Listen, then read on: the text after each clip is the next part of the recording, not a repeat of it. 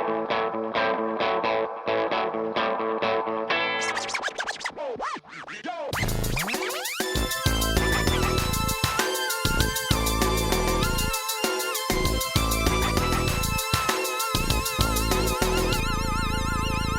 to How We Heard It, the podcast about music, pop culture, movies, and more, with your hosts, Wayne Bledsoe and Chuck Campbell. Welcome to How We Heard It. This is Chuck Campbell with Wayne Bledsoe and John Baker. All right. Hey, guys. So today we're going to do great short songs. Songs that are, we didn't set a specific length. I think anything under 3 would count as short. Ideally, the ones under 2 minutes are definitely short. Yep. And I didn't really know much about the subject when I started. Because you came up with the subject. Well, I did come up with the subject. I've noticed that songs are getting shorter. So I said, hey, let's do short songs. And you said, well, songs used to be short. And I'm like, no, they used to be long.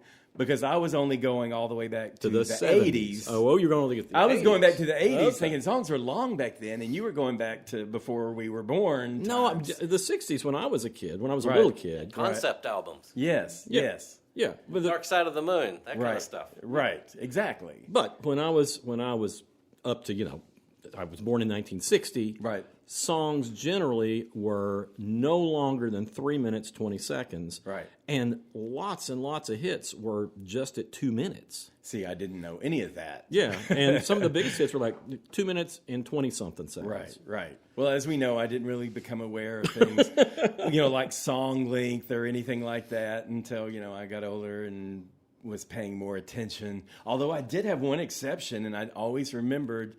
I didn't remember it, but somehow I came into the awareness of Eleanor Rigby by the Beatles. Right.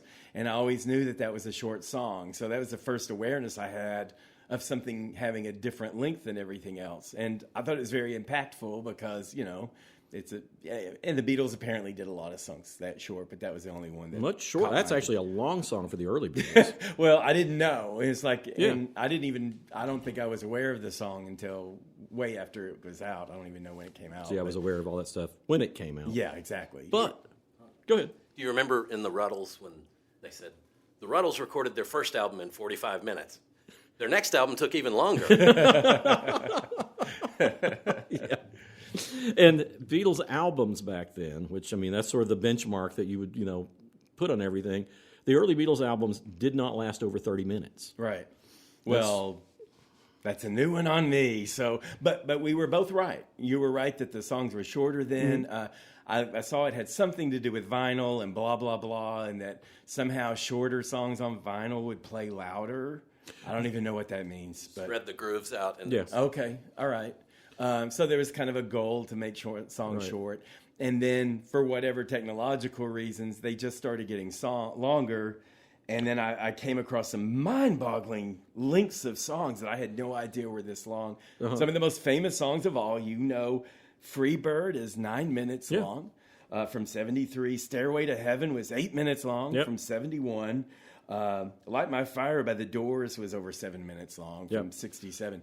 And we talked about that one the other day. I don't know if it was on air or not, but no, this is when we were talking about this subject. Okay. And I was saying that one of the things that radio stations, they would make single edits of long songs, like Light My Fire. The single version of Light My Fire, I think, lasts like 3 minutes, 20 seconds. Okay. And it cuts it to pieces. It's horrible. Okay. Well, but you said something about the song, and I said, all I know is "Come On, Baby, Light My Fire." That's it. And you go, oh, well, there's a lot more to the song. Like, is there? I know 5 seconds of that song. Well, but they used to make these single edits, so they'd be on the radio, and they wouldn't be longer than like 3 minutes, 20 seconds, or whatever. The one that is the most amazing to me, and there's a bunch of them that were like 9 minutes, and they cut them down to 3 minutes. Mm-hmm. But the one that kills me is Inagata Davida. Because Inagata Davida is almost 17 minutes long. Oh, my God, no way. And they cut it down to under 4 minutes. Cool. Yeah, that's what. I saw something like They were just getting tuned up. Yeah. Jeez, I don't know how people can sit that long, but I saw... Listen, wait, okay, Chuck. Go Before ahead. you go on. Okay. I took one down that I wanted because it was... I started looking up single edits, and this is one that's going to affect you. Oh, no. Okay. The album version of "Love to Love You, Baby" by Donna Summer is 16 minutes long. Yes. It was way more than I wanted from Donna Summer, I think. You know, I mean, it was great. It was more than anyone, really. Yeah, it's kind of like, she should be through this by now and in the refractory Smoking period. a cigarette. You know, it's like, yeah. Well, you know, this will make y'all feel a little better. I mean, the single version is only 4 minutes and 55 seconds. So. Right. But what we had, and we both discovered this too, is that you had the inflation, you know, from rock bands in the 70s Right. and disco, you know, from the late 70s and into the 80s.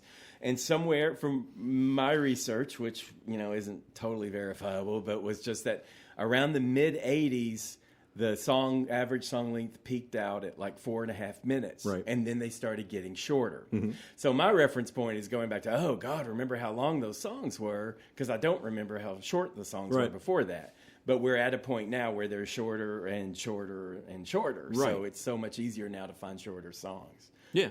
Well, I mean, also to add something a little bit to the whole single edit and the radio influence on all this stuff, they used to speed up the singles sometimes. Right. You To said make them something. play quicker. To make them feel punchier, Yeah. and play a little faster. And then some radio stations automatically they just had their turntables set up a little bit faster Okay. to make the song shorter and punchier.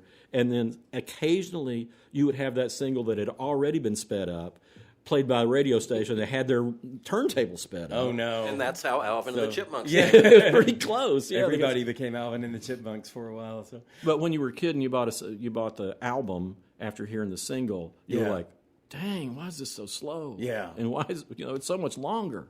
Yeah, and I think there's another thing that song structure. There's kind of like an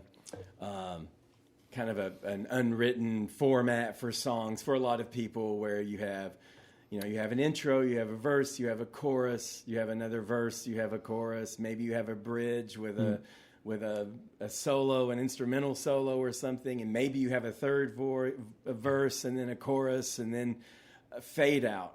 And that's building a song into a lot of pieces, right? And something I've always done as a reviewer, and we never talked about this, but whenever I did an album review, I gave a star rating to each song as I went along. I remember you doing that. Yes, and I would take away and add. I'm accustomed to listening to song in the pieces that it was created, and a lot of times I would hear like, "Oh, that's a great chorus," but what a crappy verse, and why is this bridge here? And it's like, and so I became more and more sensitive to, Song construction. Yes, and it's like, and I think as a result, or not just as a result from then, because even before I appreciated shorter songs. I like a song that every little piece of it is bang up, even if it's just.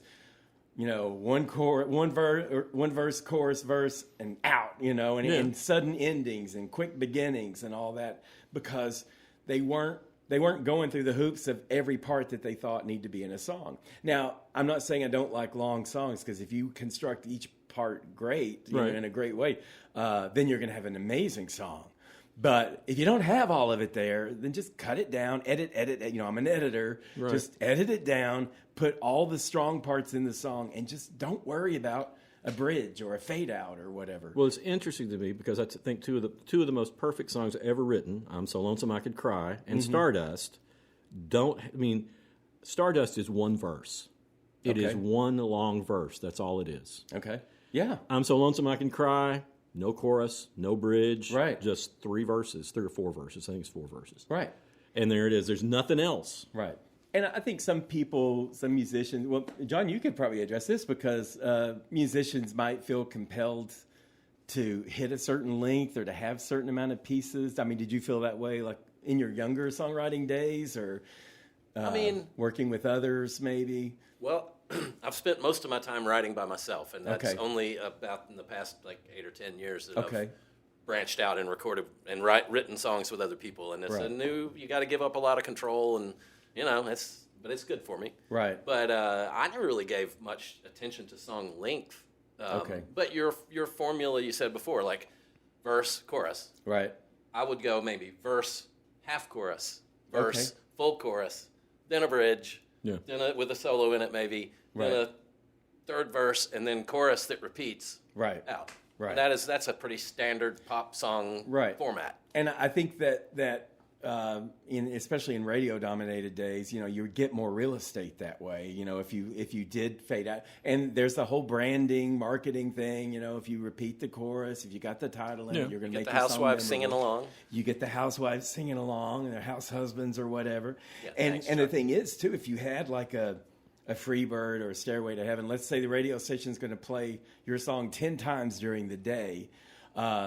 And you've got Freebird as opposed to someone else who's getting their songs 10 times per day. Then they might have like a 4-minute song. So basically, you're getting twice the time on air, by having a lengthier song. If that's not accounted for when they were formatting, I mean, that's not really an issue anymore. And I don't think anyone's writing songs specifically for radio anymore.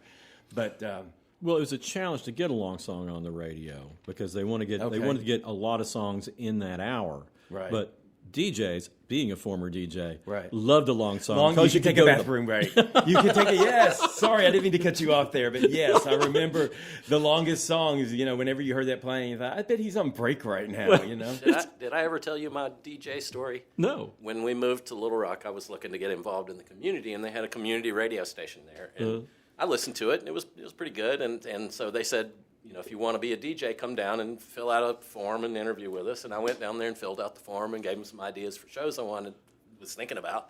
And they said, okay, well, we'll call you. And, a couple of months went by, and I figured they just forgot me or didn't want me or whatever. And then somebody called and said, hey, can you come down and do the show tonight at 9? And I was like, oh, this must, because they had said, we'll pair you with somebody and you can watch them work the board and you can figure all that out. And so I thought, well, this is my time to go down. And I got there, and the guy that was there was like, oh, thank God you're here. Have a good night. And he walked out, and it's just me. And I didn't know how to operate anything. I knew how to operate. I was by myself in this old house in downtown Little Rock, and I knew how to operate the CD player. Okay. So I just played music. I mean, I remember them saying you got to, do station identification every so often. Top of the hour. I don't know. Right. But so 9 o'clock. 9 turned into 9:30, turned into 9:45. And surely someone's coming in at 10. Right. 10 o'clock came and went. Nobody came, and I was just spinning music because I didn't know how to do anything else. Right. And 10 turned to 10:30, and it turned into, I was like, surely at 11 there's somebody coming in. Wow. 11 passed, and nobody came. And I was like, I had a 9-to-5 job. I had to go home and get to bed. And so I went through the CD collection and found the longest compilation CD I could find. It was like 90-something minutes long. Wow. And put it in the player and put it on repeat. And just shut the door behind me and left. And there was nobody there. Wow. And I was just like, went to bed, and I woke up in the morning. I was like, I hope the radio station's still there. And I turned it on, and there was somebody having a show. So. Okay. Wow. Well, when I was at WDVX, they used to call the song El Paso, which is about 6 minutes, El Piso, because that was the one that if you heard that on, it's like somebody had to, because that station was in a camper trailer, and there was no bathroom that you could use, so you had to go walk to this like little center where there was a bathroom. That's where you went, but you had to find a long song to do it. Wow. So Inagata-Devita came in handy then, huh? Oh, yeah. Inagata-Devita is great. Or Donna Summer. You got to be ready to go, too. So, yeah. There's no letting things percolate. No. But that's one of the good things that, DJs did like long songs. Right. Well, I love short songs. I do, and I really realized it, looking back on it like this and everything. It's part of my personality, Right. I don't like movies over 90 minutes long. Any movie that's over 90 minutes long, it's like automatically I'm putting up red flags. And if it's over 2 hours, like I have to think long and hard about committing to something like that. Yeah. And it's not to get over philosophical about it or anything, but one of the most valuable assets you have in your life that you have any control over is your time. Yeah. And I don't like people wasting my time. Yeah. And all those years of reviewing albums and hearing crappy bridges or crappy, fade outs, it's like, and I just get madder and madder, if a song just kept going on and on, or it makes me crazy if they do a verse and then a chorus and then they repeat the verse. It's like, if you couldn't write another verse, then just ditch it. Don't repeat your verse and your chorus. You're just doing too much repetition. So I really just came to embrace them, like subconsciously embracing shorter songs. Even though, like I say, I'm not dissing all longer songs, right. But I just think almost everything can be edited to some degree. Most everything can be edited to some degree if it's just shortening a fade out, or if it's just like, Well, I think when you get to the point and you say what all you need to say, then you need to get out. Yeah. Which is classic rock and roll. And that's one of the things, songs started getting longer in the 70s, and then prog rock and, all this other stuff came in.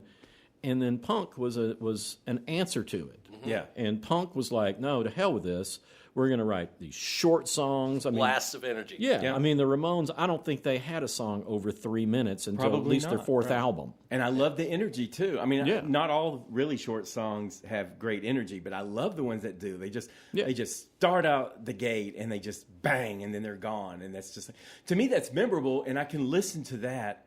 Like, if I listen to a good long song, I'm not going to put it on repeat. I'm just not going to go through all that again. But if it's a short song, if it's a 2-minute song, I might listen to it 3 or 4 or 5 times.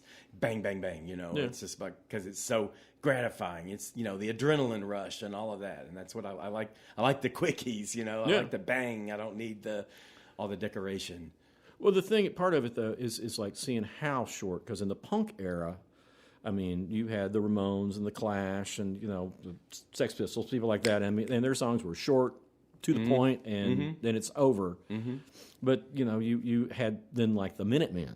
Yes, I was going to go next. And it's like... Go into more like hardcore thrash punk, and then they're like a minute and 15 seconds. Right. And then you had Guided by Voices, who were a power pop band, and some of their songs are under a minute. A complete song. What was it? 69 Love Songs? Yeah, Magnetic Fields. Yeah, Magnetic Fields. I mean, like, all those songs were super short. It was 69 songs, but, it was probably not even 2 hours long. I mean, they were all short. Stephen Merritt is like a master at that. He can, and I love that about him. It's like, I'm not going to waste my time on the marketing stuff. It says in Hamlet that brevity is the soul of wit. Yes. Just look that up. Trey Ben, okay. Well... I did a little research finding the shortest hits. Okay. And the shortest one I can find that was actually a hit was Duane Eddy in 1959 with Some Kind of Earthquake with 1 minute and 17 seconds. All right. Yeah. Go Duane Eddy. And then Duane you had Eddy? Duane Eddy. Okay. Well, actually, I take it back. I did find one more. This one was 1 minute and 2 seconds. Wow. By the Women Folk in 1964. Women Folk. They were busy. They had other things to do. But it was Malvania Reynolds' song Little Boxes, which they used as the theme song for that TV show Weeds. And it's been recorded by all sorts of different people. I remember the theme song from the show Weeds. But that was actually a minor hit in 1964, and it only lasted 1 minute and 2 seconds. Do you ever, take a section of the song, you just want to hear one part of a song? And I know I've said this before, but the Billie Eilish song Blue, which was on her last album, the first minute and 45 seconds is absolutely breathtaking and astounding. And then it meanders and everything. So what I'll do, I'll put it on, I'll listen to 145, and then I'll restart it. I'll restart it. It's like, I don't want to hear it go on and on. I just a little too hamster on a wheel for me. Yeah. Well, I give up after a few times. In college, one of my friends made a cassette tape that was every Jimmy Page guitar solo, just one right after the other, the other. Oh my gosh! It was like an hour long of just Jimmy Page guitar solos. Oh wow! Oh my gosh! Well, I could be a little bit like that with just like if there is a section of a song. There was a Celtic piece that I liked. That the part that I liked out of this was maybe 2 minutes and 10 seconds or something like that. Mm-hmm. And I made my own little edit so I could just hear that little piece. Because that was like this emotional high point in this song. It was by, I can't remember the name of the band now, but they were a Spanish Celtic band. Okay. I can't remember either. Yeah. It was on the tip of my tongue. Can you remember? We were just talking about Unforgettable. The album was Galicia No Tempo. Okay. Galicia Through the Ages. Mila Duoro. That's the name of the band. There you go. There you go. You worked it out. Yeah. But yeah, I think... Or made it up. Totally made it I've up. never heard of them. No, they're great. But yeah, I can see doing that. I'll tell you another funny thing, though. I looked up Sunshine, Lollipops, and Rainbows by Leslie Gore. Okay. Sounds like a Spinal Tap I song. know it Wow. does. But it's kind of one of the most irritating songs in the world. It's like 1 minute and 35 seconds. Sunshine, lollipops, and rainbows in the air. Somebody made a 12-hour edit on YouTube. And I've sent it to people before. Yes. I love that. I love those 10-hour edits or whatever. Yeah. I don't know if I'd like that one. But Kind of reminds me of that, what's his name, the comedian that talks about going to breakfast with his friend, and they go to a greasy spoon that has a jukebox, and their friend goes over there and shoves about $10 worth of quarters in the jukebox and plays What's New Pussycat? Oh, yeah. Like 30 times. John Mulaney. Yes. And then right in the middle, because he said the song kind of builds kind of slowly, and it gets big, and then it gets kind of small What's again. new, Pussycat? And then when it comes back in again, most of the people aren't really paying attention. They think, oh, well, this song's kind of long. Right. But by the fourth time, people were openly hostile. Right, They were like right. slamming their silverware down. Well, and the turn on that too is that at like track number 5 or whatever, they played "It's Not Unusual." Yeah. So all of a sudden, everyone's like, "Oh my god!" Right after "It's Not Unusual," it's "Bow, bow, What's Right. new, Pussycat?" So they had that programmed again People for were another screaming, fight. man. Yes, throwing stuff. Yeah, that's great. I mean, that's a great. I have to interject one more little story here. Back when, on the long song side, Jethro Tull's "Thick as a Brick," which is like one song, lasts the entire album. It's 45 minutes or something. And I love it. But we just moved into our house, me and my wife. And then I'd gotten it on CD. I put it on the boombox while we were painting. And about 20 minutes into it, suddenly I hear from the other room, "How long is this damn song?" Mama ain't happy. Ain't no why. Yeah. You turn that thing off right away. I don't think we got to the end of it. Yeah, beware of the loud voices from another room. That's a warning sign.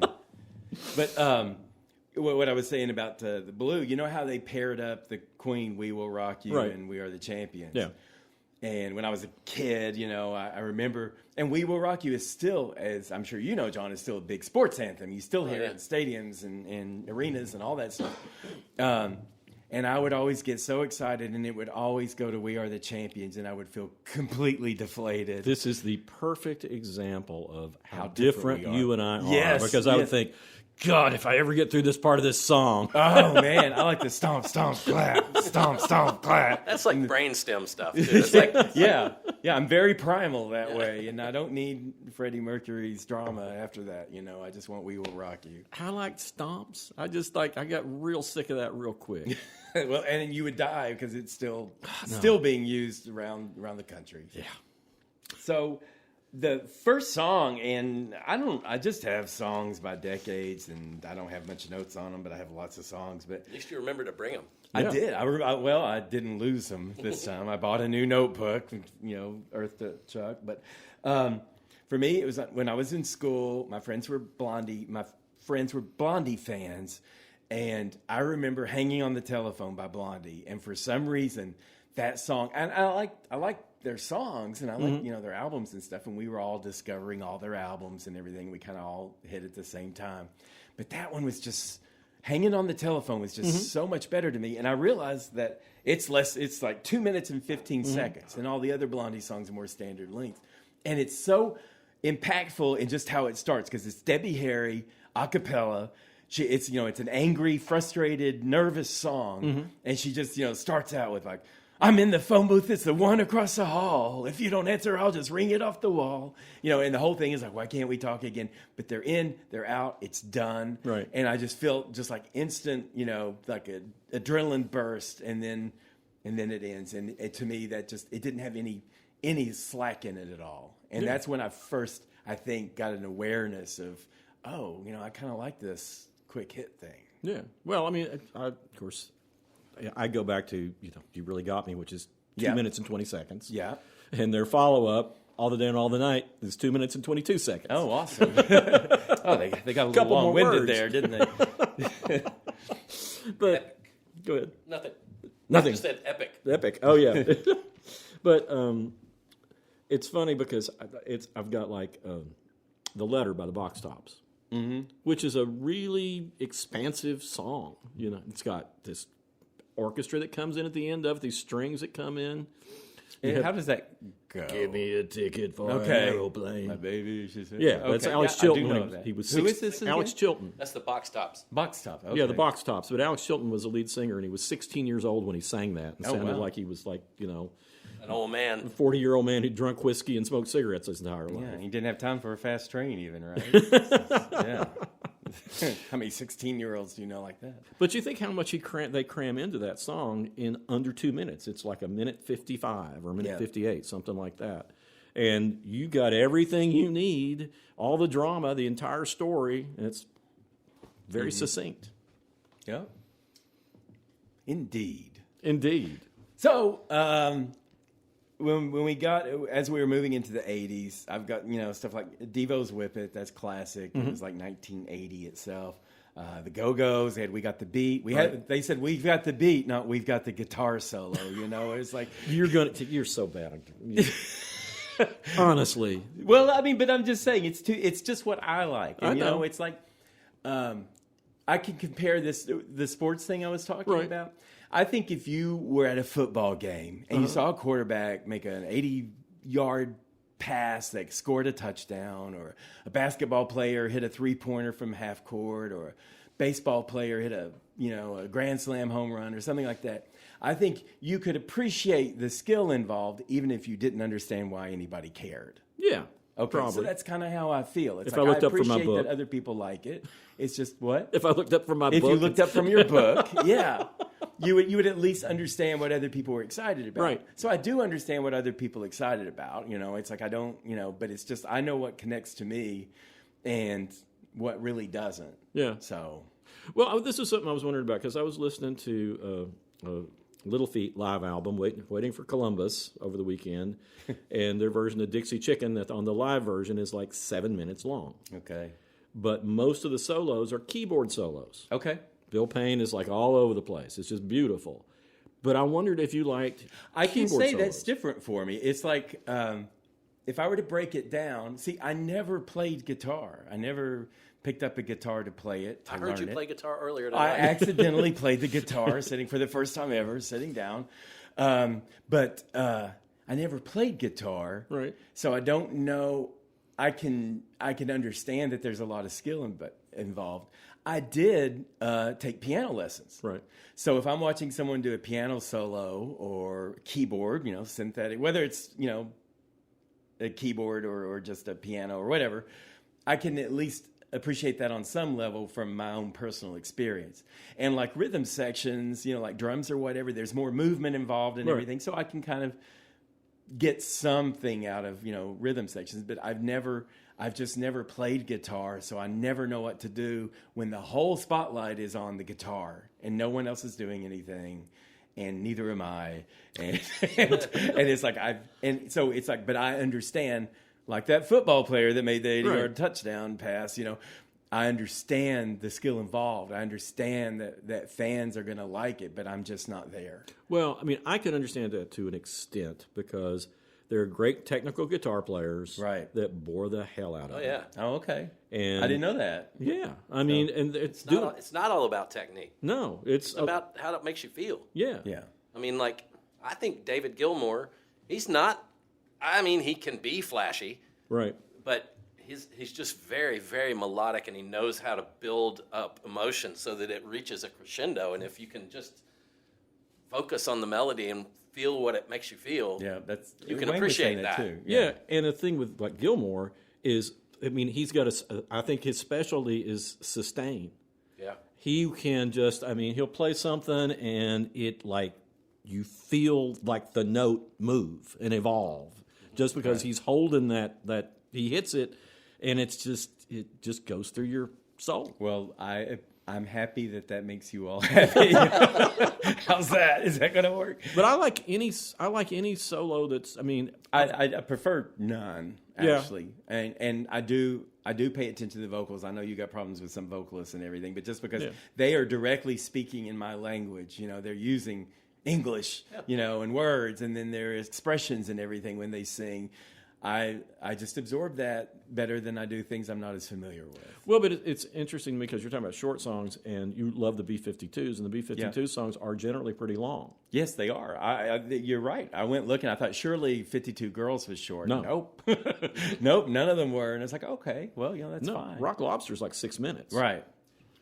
I think in like coming from disco, but just dance and dance music in general, extended dance mixes. Right. That's kind of where B-52s are living. Yeah. And and that's a different emotion that dance music plays for me than others. This is the stuff. This is like, I'm ready to go. I don't want rose petals sprinkled around me. I don't want some cheap wine. I don't want to lie around and get a hickey or anything like that. It's like, let's get to it. It's like, I don't need the seduction of all these pieces. I'm not using any of the forbidden words. But we are so opposite. Yeah. I don't want the. I mean, like, why are you taking those petals off the rose anyway? I mean, they're so much better on the flower. But I don't need all the decoration most of the time. Dance music for me is like a working out and everything. It's a physical thing that I'm participating with. So I think it's hitting me on more of a subliminal level. And again, there's some beautiful long songs that cannot be replaced by a short burst. Right. But today we're talking about those short bursts and what I get out of that and how it's just like, I'm in, I'm out, Well, literally. I think coming from Box Tops into Big Star, and then that all influenced what in the 80s was called college rock. Yeah. Right. It's like sort of jangly. Yep. Started kind of pioneered by R.E.M., but then that just opened up the floodgates for a whole bunch of bands. And I think there's a lot of those bands that really, Brevity was like, they're like the Bongos from New Jersey. Yeah. It's like these little short songs, or the Minutemen, all the thrash people, Husker Du, the Land Husker Speed Du, record, yeah. early all the Husker. power pop people. Yeah, the power pop people. Elvis Costello's first album, those songs are nearly all super short. Welcome to the Working Week is like a minute 30 something. Right. The DBs Yeah. wrote short, little, concise pop miniatures. Well, and you're getting beyond that point when songs started getting shorter too, because if that was in the mid 80s, these bands were coming along just after that, and they were like, I was talking the other day about Elastica and Connection, how Justine, what's her name, Fleshman, they had the song Connection, which is like a 2-minute song. And I didn't put this together, but she was the girlfriend of the lead singer of Blur. And Blur did song number 2, which is just woo-hoo, for like 2 minutes, and they're in, they're out, same thing Alaska. They were in, they're out. So I can see why those two didn't stay together for long. But anyway, and they were just like, old Sugar Cube songs. And, I could see Pixies. We've talked about them. Palace of the Brines under 2 minutes. What a great song. Yeah. So just that banging out stuff was coming along then. So. Yeah, and the Laws songs. Yeah. I mean, but what's so funny about the Laws, that album, is like all the songs are like under 3 minutes just about, and then you get to the last song, it's like 7 minutes. Okay. Yeah, I just remembered the Primitives, and they had a song called Spacehead, and it was just about some guy.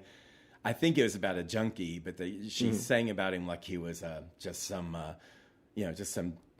spacehead guy. Right. But it was just like, just intense drums and guitars, and she's like, "Who's that boy with the purple hair?" And it's just like bang bang. She's just like sha la la la la, and then the song just kind of ends, and it's just like, again, just in out.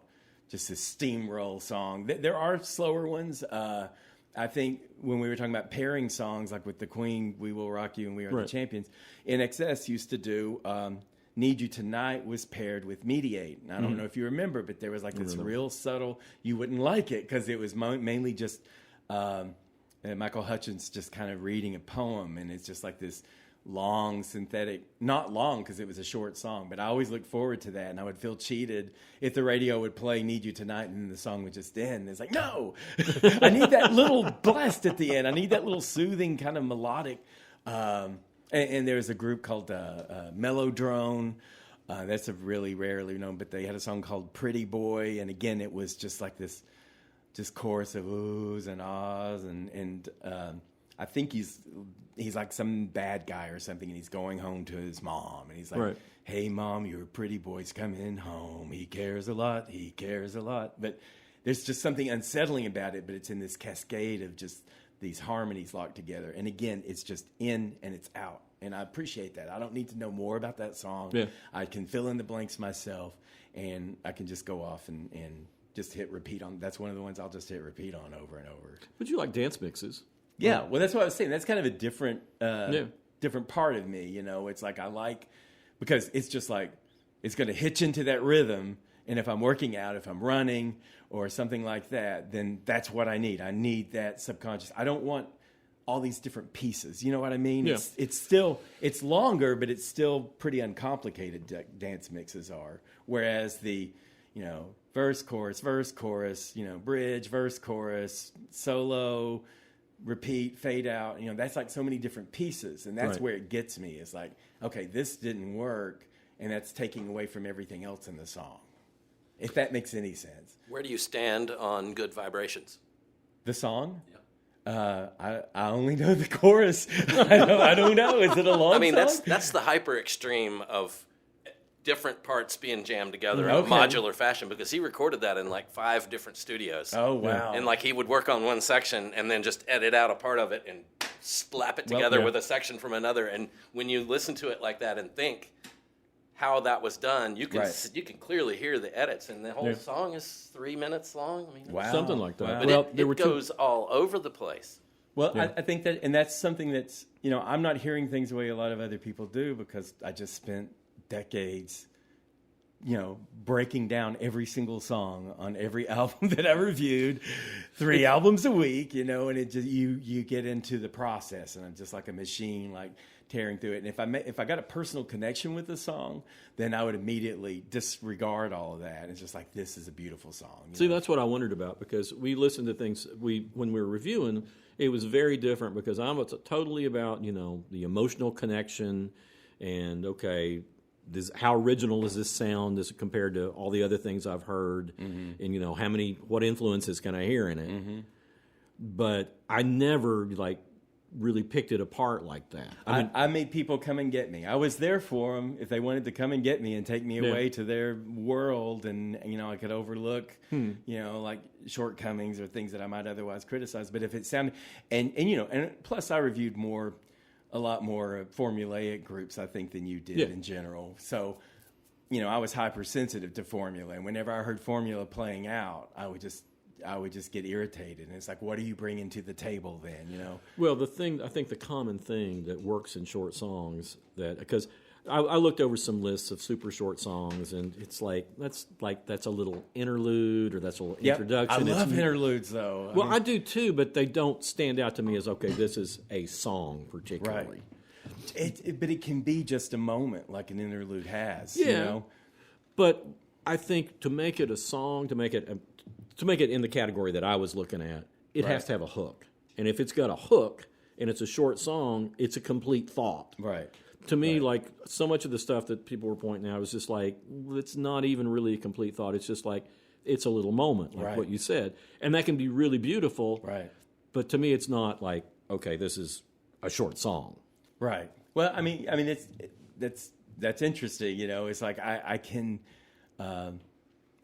just vibe on a moment, and that can make the whole song for me. To just have, one line delivered a certain way, or to have one, interesting melody that's just there for 10 seconds or something like that. I can, if it grabs me, then it grabs me. But I was pretty immune to that, because it was just like, I'm hearing too much, and this is just like a vast overview of my whole career. Right. But it's like I got to where I could smell out something, that was like going somewhere that was different in some way, whether it was lyrically different or melodically different or whatever. Yeah. And I lived for that, and sometimes it could make it, you could take a really inferior song and just having a good moment, and it would make the difference.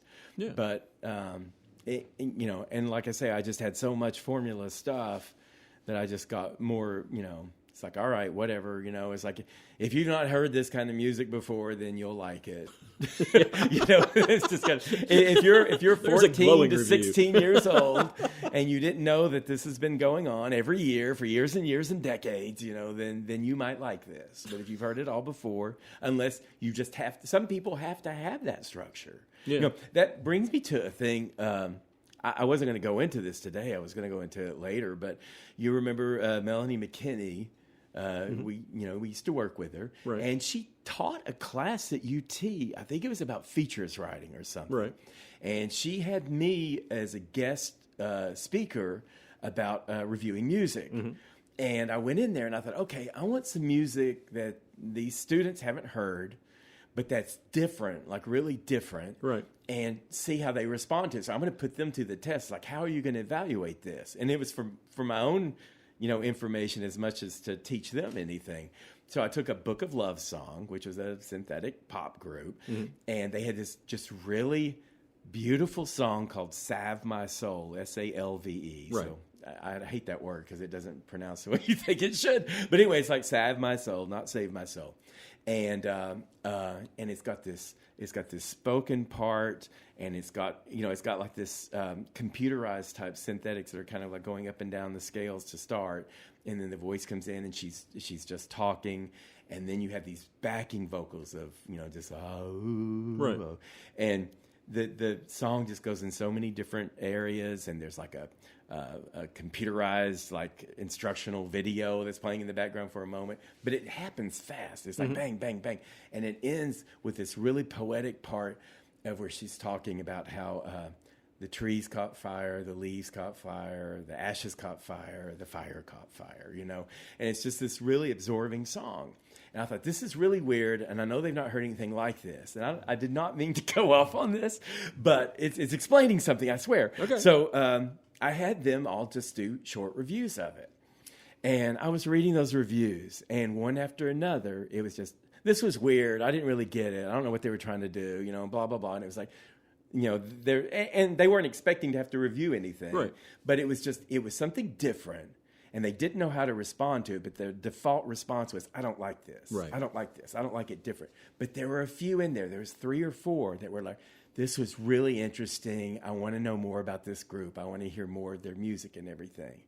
And I wanted to just take all those other reviews and say, you losers, get out of here. You don't deserve music, But there are people who you just hear it and you're just there and it just takes you somewhere. It's transcendent stuff. But most people, they're a little afraid of something different. Yeah, they want something familiar. And that's the thing, we talked about this before, is like so many people just want what they already know. Yes. Yeah. And if you're not introduced to something that's different and, get to hear it more than once, right, you're not going to get so that you like it. It's popcorn. It's popcorn music, And the thing about it is the branding works too, and see, I'm really resistant to that, right. The repeat. We were talking about Walking on Sunshine and why I didn't like that song. I didn't know why I didn't like that song. And I realized it's because it had such a long outro. I just got irritated by the end. I wanted her to shut up, and I didn't want to hear the chorus anymore. It's like, I heard enough of the chorus. Stop, and I think some people, they just let it take over. It's like I'm real resistant to commercials. I don't like watching commercials on TV, and it's like, I don't want to buy whatever you're selling. That's my instant response. It's like I don't want that. And you're not going to sell it to me just because you're trying. So, but those songs are short. Yeah, thank God. Yeah, and as long as it's got a big backbeat or something, then I'm good. Well, I was thinking about when I was looking over our subject, I was thinking about artists that are known for long songs that occasionally have a really short song. Okay. And Prince, who we talk about Prince a whole lot. Yeah. But his song Sister, which is very impactful. Okay. It's on the Dirty Mind album. Okay, of course, old song. All right, right. That's got Uptown and all sorts of songs that are just kind of long dance, mixed sort of songs. And then he has a song about incest with his sister, and it's 1 minute and 45 seconds. But when it's over, you're like, what the hell? You don't need any more than 1 minute 45 for that. Yeah, I didn't want any more. It's a great little song, but it's like, oh, hell. What did you just say? I wasn't ready. Well, and I didn't even think about Prince as having short songs. I know. I was going back and looking up some, and I was looking at some that I remember being short by artists, and I realized that those were like 3.5 when most of their songs were like 4.5. Right. So you get this automatic kind of clock in your mind, you know. Well, see, I went and started looking at things that I knew. I looked only for songs that were 2 minutes or under. Okay. Hit the Road Jack by Ray Charles is 2 minutes. Okay. You know, you think about what an impact that song makes. It's like you get everything you need in that song in 2 minutes. It's over. Right. Pithy. Pithy. Pithy. It's pithy. Yes. Or it's like, Fell in Love with a Girl by the White Stripes. It's like a minute and 50 seconds. Yeah. Yeah. Says all it needs to say. And that's what I love about them. Is like you don't have the extra stuff. Yeah. You don't have the rose petals all around you, you know. It's like, get to it. You know, get to it. And I'm not that way with everything. Like I say, there are long songs that just affect me in ways that, you know, a short song can't. But so many longer songs just have excess in them. Well, you know, I've brought him up several times because I listen to him a lot these days. Dan Reeder, who's like super primitive, just like his songs are hardly ever more than a minute and a half.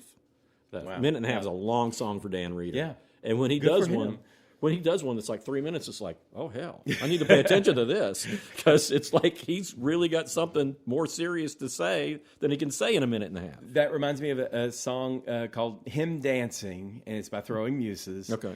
And my understanding is the song is it's either about some drugged out boyfriend or a dog. And however you take it, if it's about a dog, it's cool because it's like him dancing, him rolling on the ground and stuff like that. And that I decided that I want that to be about a dog because I love dogs, you know. And it's only like 45 seconds. Yeah. And then I saw the extended mix of the song, and I thought, oh my God! And it was like 2.5 minutes. And all they did is I took the 45-second song, and then they stirred in some guitar solo, and they just started the song all over again. And they still only got to 2.5 minutes. So it's like, just give me the 45 seconds, you know? That's interesting. Well, now you've got me thinking about songs that are better longer, even though they started Mrs. Robinson, I think we may have talked this before, it wasn't completed when they did The Graduate. Yeah, we did talk about that. Only use a piece of it. Yeah. And then they flesh it out on the album it came out on, and it's like, oh, it's a better song. Yeah. Yeah. But I agree with you on most things. They can be better. Yeah, you can make a song. It's like, wow, you know, if you had put this, you know, bridge in there, you know, if you had like, you know, added these harmonies and a replay of the chorus or something like that, then, you know, that would be great. But more often than not, they just tried to put too much in. Yeah, I agree. Well, it's interesting too because Frank Zappa has tons of short songs, right, and tons of long songs, right. I like that. I mean, I love that. To me, is an unrestrained artist. You know, it's like they're just like whatever it's going to be is what it's going to be. Yeah. You know. Yeah, I appreciate that. Yeah. So that's definitely a laudable. You know, even though I don't want to hear those long songs, probably. It's like I appreciate that for what it is. But you know, we're talking about songs getting shorter, and there are so many short songs now, like everywhere, and you don't even realize they're short. Just last year, 2024, two of the biggest songs, Shabuzi, a bar song, Tipsy, and your favorite, Sabrina Carpenter, Espresso, both of those are under 3 minutes. Oh, you're kidding me. No. And those Espresso seems like it's about 7 minutes long. No, are you kidding? It's barely a minute long to me. It's so wonderful. God. But, so, I mean, it's like that's the standard now, is like you just get in and out. Well, since I looked up another detail, since 1990, the song length has decreased from 4+ to 3+. Okay, I believe that. Yeah. I believe that, and I think you know some people are just better at it than others. I think some rap song, Lil Nas X, I think Old Town Road is maybe under 2 minutes, and that was with Billy Ray Cyrus's part in there. Megan Thee Stallion, the song I've brought up before, which I said it was the worst song I'd ever heard, and then the second time I heard it, it was the best song I ever heard. But her song Cash Shit, it's like if you just cut it down to the essence of the song, she's just like, I don't know, she's just making a statement about who she is, and that's all you need. Doja Cat, she has a song called, maybe it's like if people are acting out or whatever, because she has a song called Boss Bitch. And it's, I wrote down the beginning because she is, ain't trying to be cool like you wobbling around in your high heel shoes. But she's just like saying, I'm the stallion, you're just a seahorse, you know. But the way Doja Cat raps, and this is like serious, I mean, usually for her, she usually starts high and fast. And I was thinking about her when you were talking about how they'd speed up songs. Mm-hmm. She speeds up herself. Yeah. And with every chorus, it's like faster and faster and faster until you feel like she's just about ready to blow up.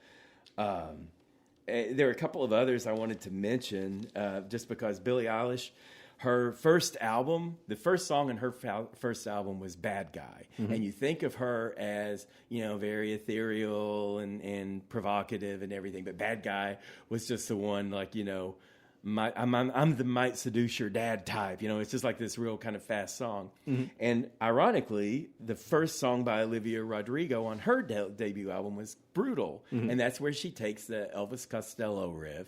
And she kind of raps and kind of screams, and it's just a punkish song with all this energy, and it's like less than 2 minutes, and it's just, you know, just talking about all of her insecurities as a teenager and her self-hatred, and all I did was try my best. This is the kind of things I get, unrelentlessly upset, and then you hear like screaming in the background. But I just think it's interesting that two of the most successful artists, their first songs on their first albums were just punch, you know. Yeah. Well, I do think that it's true. I read it. Some folks were theorizing this, that songs are getting shorter because of streaming. Yeah. Because, you know, you want to get in there and get that and get those spins and get spun again. Yep, exactly. I think people are becoming just more impatient about everything, you know. What's your all's take on someone who's playing a song for you and they play like the first verse and the chorus and then they change to something else? I hate that. Do you? Yeah, I hate it. Man, if you're going to play a song, play the song. Yeah. I don't know. It's like respect for the artist. Yeah.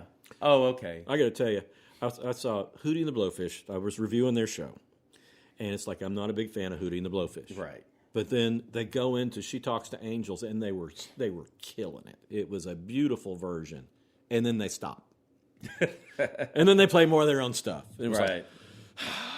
All this does is cause a contrast, because you played a minute of a great song, and you played your own songs, which are like, that doesn't work. Okay songs. I mean, nobody wants that. Yeah, I mean, I don't hate them or anything. I just think, you know. Did they start playing a cover and then convert it into, or did they just stop? They just stopped. And then they went into one of their things. It was just like showing, I guess, what Darius Rucker could do as a singer. And it's like, that's really good. Right. Oh, okay, we're back to this. And it's like, I mean, I don't think they're a bad band or anything. It's just like you had a great song, and then you compare it to their songs, which are not great songs. They're okay songs. They're pretty good songs. You're not doing yourself any favors. No. You might as well just not have set up so that we could compare one to the other. That's why I think you should never cover a Beatles song. You're right. Well, I mean, I've done it. I've helped other people do it. I'm guilty, but no one's ever going to do it as good as the Beatles did. Yeah, but if they change it up enough. Well, I'll give you a little artistic license on that. Yeah, I've heard people change up Beatles songs. I mean, Dear Prudence by Susie and the Banshees. We talked about that before. Yeah, that's actually a good version. Really I can't think of another one though that was even close to the Beatles. But and it was just because that was more her vibe. Yeah. Than even their vibe in a way, you know, because it just really hit with. But otherwise, I can't see anyone. Yeah, well, I do agree with you in terms of, if you're going to do a cover, do something with it. Yeah. I thought, because like I Can't Get No Satisfaction, Devo's version of I Can't Get No Satisfaction is great. Yeah. Well, because it just completely explodes the song. Stevie Wonder's version of We Can Work It Out kicks ass. It's really good.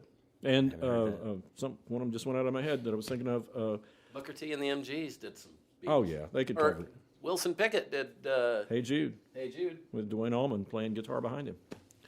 Well, going back to one of your original points, I'm one of those people who only play like the verse and chorus and stop, because I get self-conscious. I'm like, you know, if I've got it on my phone or something, I think I've done this to you guys too. It's like I start playing a song, and I did it with the Beaches, that group.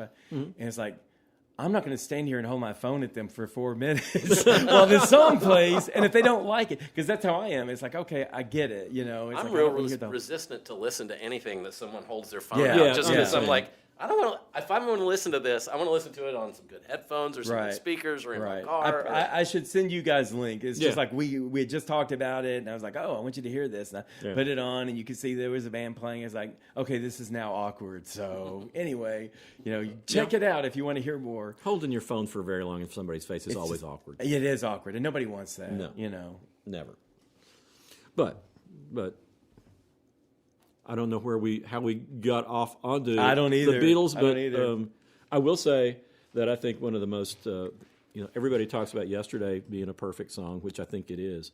But also, I Will, which is 1 minute and 40-something seconds, is perfect too. Who is this we're talking about? The Beatles? Beatles. Oh, okay. I Will from the White Album. Okay. And Alison Krauss does a great cover of it. That's a great, simple song too. Yeah, it's just everything you need in, a couple of verses. Right. Okay. Yeah. I had some others written down, just some newer ones. The Harry Styles Grammy-nominated one. I thought, that's a really beautiful song, but I don't remember that much about it. And I went, and yes, this is the guy from One Direction, but he's actually a legitimate artist, and his song As It Was is just kind of a moment, because it's just talking about how, our relationship's not the same as it was, and we're all just kind of like living, and it's sort of a downer song, but it's beautiful. And there wasn't extra decoration, there weren't extra verses, and it ended up being like 2.5 minutes or so, and it feels like it's longer than that because it's got a peppy rhythm and all, but it's got a sadness to it. And that's probably more than I want to talk about Harry Styles, but I will say, kudos to that, Harry. You got a future ahead of you. But everything, I mean, like, I'm going to mention her again later, I think, for a recommendation. But Peaches, we've talked about Peaches some before. Yes, we have. And she has a song from 2006 called "Tent in Your Pants." And it's just like classy. Yes, and it's just the tent's so big in your pants, baby. You want to bring my face for a dance, baby. But anyway, it ends with her just repeating over and over, "Hurts so good, I've got a sore orgasm. Hurts so good, I've got a sore orgasm." But it's like in and out, and so I mean, it can be. Yeah, I'm just saying it could be everything from an emotional mood to just a real primal sex innuendo type song. And I don't know, is there a better way to end this subject than "Tent in Your Pants"? No, I don't think so. Okay. I'm done now. All right. See, yeah, well, everybody's done. She and I'll just move on to my first recommendation then. How's Go that? for it. All right, I'm going to recommend Peaches, the Teachers of Peaches. Now, "Tent in Your Pants" is from 2006. Teachers of Peaches was from 2000. So the fuller album, and I cannot even mention two of the titles. The third one is, there are 3 songs that I recommend. One is "Lover," then a word, and then "Set It Off," and then one that's "F the Pain Away." Mm-hmm. And it was just groundbreaking music because it was called electro-clash music. So it's electronic, and it's raw, and it's primal. And her name is Meryl Neisker, I think is how it's pronounced, and she's from Canada. But she goes by Peaches, and it's just got such a groove to it, and it's got just this kind of funk bass to it. But it's also very electronic, but it's not all the electronica that's just like needless, house music or anything. She's the opposite of that. It's just kind of this raw, punkish, sexual music from 2000, the Teachers of Peaches. All right, someone else want to make a music recommendation? John, go ahead. Yeah, I listened to this today, and it's one of my favorite records. When I lived in Little Rock, there was a club there, Vino's. I think it's still there. It's a pizza joint, and in the back they have a band room. And I saw this band from Dallas called Bob Goblin. Okay. And eventually their first album was on Geffen Records, so they got signed. But when I first saw them, they just had such a great stage presence. They had stacks of television sets on both sides of the stage and one right in the middle of the stage. So there were like 3 TVs, 3 TVs, 3 TVs. And like the top and bottom and on the left-hand side and the middle one in the middle, and then the top and bottom on the right-hand side were all playing one video loop, and the other TVs were all playing other video loops. Oh, wow. The guys in the band all wore jumpsuits, so they had kind of a Devo sort of vibe. they were a little harder rocking than that, and they the lead singer, his stage name was oh man, I'll remember it in a minute. But anyway, they were very entertaining, really tight chops, and their album that came out on Geffen is the 12-Point Master Plan, and it came out in 1997. Okay, and you say it's Bob Goblin? Bob Goblin. One word or yeah, two? one word. They put out a second album in I think 2016. So Okay. long time between, but and they Hop Mansky. That's the lead singer's name. Hop Mansky. I always thought that was a great name. That is good. But he also started another band called The Adventures of Jet, and it's more about it's songs about muscle cars.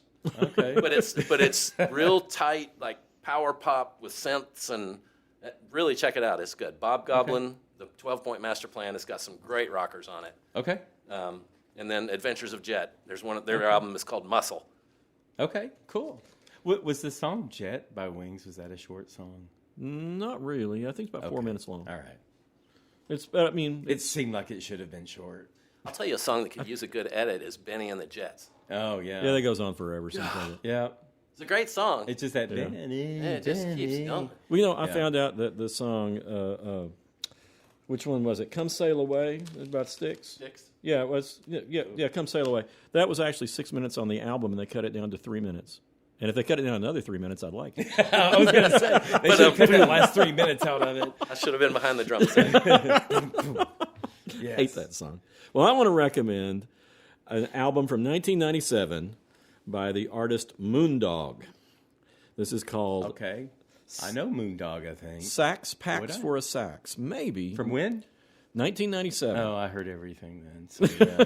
Moondog was his name was Gus Harden. He was a blind man that would stand in Greenwich Village dressed as a Viking. He was dressed in leather and had a horn helmet. Okay. And he would That's dangerous if you're blind. Yeah. But he would pound a drum and recite poetry. Okay. But he was sort of a savant. He'd gone blind at an early age, and then had just gone to a blind school, I think, for a little while, and been wound up on the streets. But he educated himself musically by just sitting in. I think it's New York University that he would just sit in classes, and they just let him. Okay. And he became a classical composer. And this album called So that's what it takes. Sax Packs for a Sax is all saxophones. Okay. And he's composed rounds. I'm fond of saxophones. It's beautiful. He has rounds and chamber pieces, and it's gorgeous. And you'll like this. A lot of these songs are really short. Most of them are really under 2 minutes. Short songs on sax. Yeah. I like that. But it's like a full saxophone orchestra. So you have bass sax, you've got soprano sax, and it's everything. Awesome. And he's a fascinating character. What'd you say the name was again? Sax Packs for a Sax. Now say that 3 times. Yeah, I can't do it. But Moondog did a lot of stuff that was really, really pretty. He actually recorded a children's album with Julie Andrews. Oh, wow. When did he do that? In the late 50s. Oh, okay. It's before Sound of Music, but she was still a Broadway, I think, star or whatever. But yeah, it's like late 50s, early 60s. Okay. But he's a great character, and this is a real entry album where you go, wow, why have I never heard this? Okay. You got a movie recommendation? I do. I saw Nora, Sean Baker's new movie, which won the Palme d'Or, I believe, at Cannes, or Cannes, I think it's pronounced Cannes, isn't it? It's Cannes. Cannes, okay. It just sounds nicer to say Cannes, but it's Cannes. Okay. But it's a story of an exotic dancer / sometimes prostitute and her adventure with a Russian rich boy. He's the son of an oligarch, and things go as you would expect they would go. They go badly. I saw a trailer for this, and I couldn't get... This is a current movie? It's Sean Baker, the same guy who did the Florida Project. Yeah.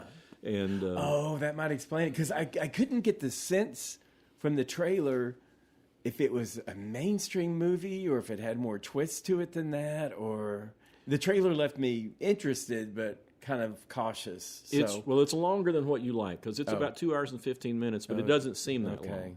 All right. And it's one of those where, I hate prostitute movies because they're just, it's just kind of a formula. I hate drug addict movies. I hate junkie movies. I love junkie I don't like movies. the junkie movies. But the prostitute movies, generally, it's just like, we know where this is going. And But does she have a heart of gold? Not really. Okay. And that's one of the things I like about it. She's a survivor. She seems like a more real person. And she's just kind of a little bitch, but you really want her to get through this, and you really start to love her by the end of it. Right. And there's like a little bit, she's ready to go with the Russian kid, but there's a lot of nuance to it. And that's all that guy's movies. Yeah, that's what you said, because I felt like there was more to it than they could convey in a trailer. Right.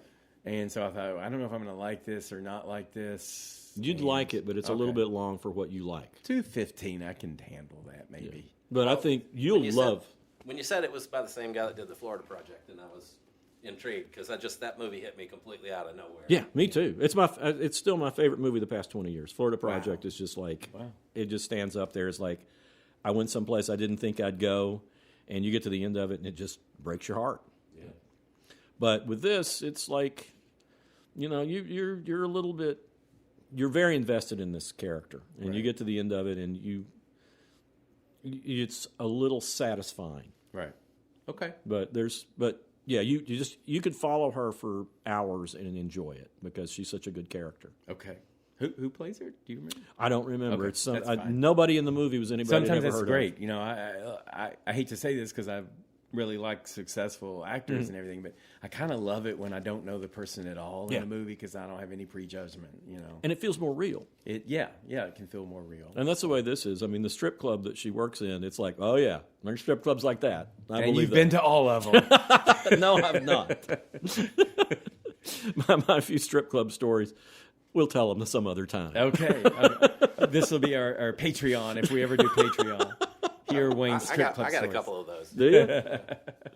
Well, we'll have to compare them one night. No comment. Mine were in Bangkok.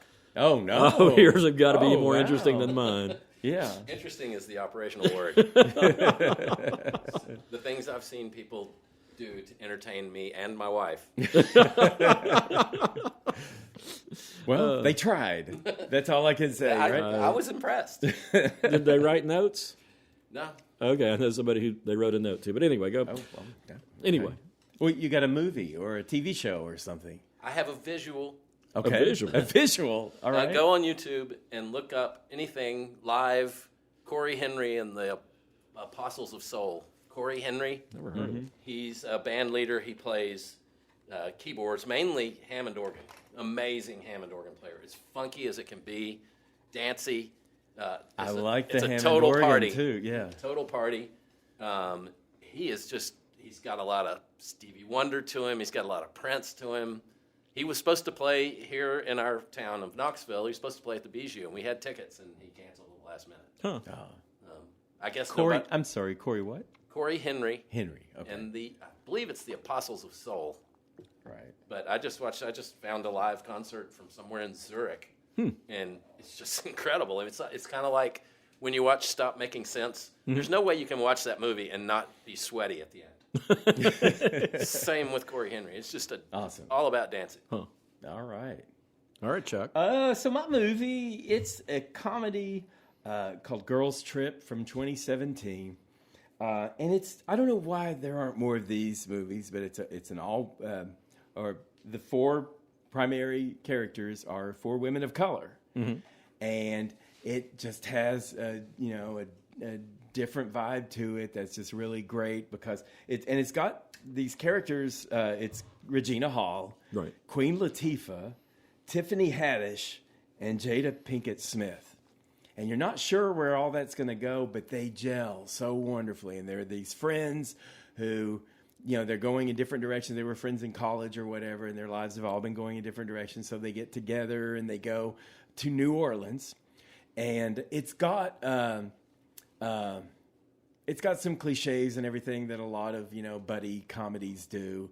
But it's got some breakout. And this was like Tiffany Haddish's big breakout. And there's this one line, she's a stoner, right? And the others are successful and blah, blah, blah. And one's a mom and one's a career woman, things like that, sliding into and she's more of a, stoner. And she's got some weed, and I don't even remember. I think she was offering it to Regina Hall, but she said, I smuggled in some weed. She goes, where did you smuggle in weed? And she just kind of grinned, and she goes, you can't do that. Don't you know you'll get an infection? And Tiffany Haddish says, girl, you can't get no infection in your booty hole. It's a booty hole. And it's just it's just great. And they're, like I said, they're in New Orleans and it's during Mardi Gras, and like they're doing this zip lining across the street. And one of them needs to go real bad, and the zip line sticks with her right over the middle of the street. And it's bawdy and everything. Like I say, it's got some cliche points. It's a family film. But it's just great to see, a movie that's about 4 women of color and they're friends, and it's just like, and I don't know, and it's the casting is actually great because I wasn't sure how they would gel off each other, and it's a great movie. I heard they were making a second one, but I don't know if they actually are. It's from 2017, so it's pretty readily available. That's it. All right. Well, I just want to thank both of you guys for last week's show. Your recommendations for music, that's what I've been listening to for the entire week since we saw you last. It's either been Skip Shirey or Luscious Jackson. Luscious Jackson. All of that music is great. Well, let's see how you do with Peaches. I'll give it a try. You might like it. Yeah, just know that there's some X-rated language in there, but it's not that bad. Oh, that's going to offend John. Yeah, you'll appreciate her. She's a pioneer. All right. Anything else? I think that did it. All right. Well, thank you, everybody, for coming around, and we'll come back at you next week. Bye.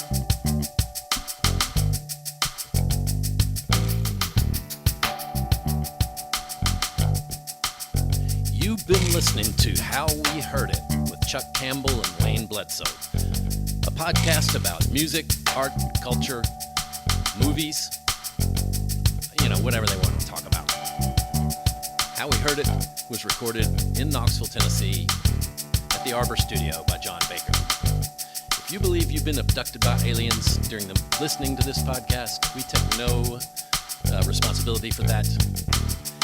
How We Heard It is a Tear Owl production, and if you'd like to reach out to Chuck or Wayne, send an email to howweheardit@gmail.com. Come on back next week and we'll have another show for you.